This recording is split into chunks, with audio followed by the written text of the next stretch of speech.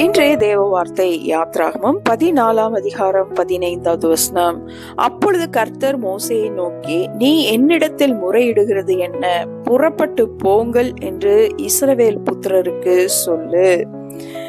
இஸ்ரவேல் ஜனங்களை பல அற்புத அடையாளங்களை செய்து அடிமைத்தனத்திலிருந்து மீட்டெடுத்து அவர்களை கர்த்தர் வழி நடத்தி வந்தபோது செங்கடல் அவர்களுக்கு தடையாக வந்தது.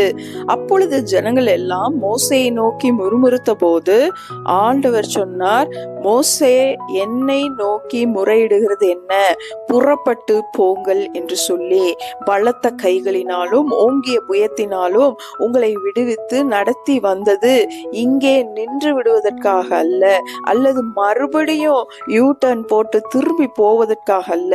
உங்களை நடத்தி வந்த கரம் உங்களோடு கூட இருக்கிறது.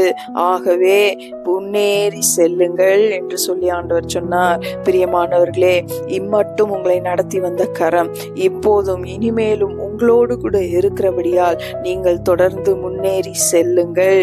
செங்கடல் வந்தாலும் சரி, பார்வோன் வந்தாலும் சரி, உங்களை உங்களுக்காக வைத்திருக்கிற லக்கை அடைவதை யாராலும் தடை செய்ய முடியாது.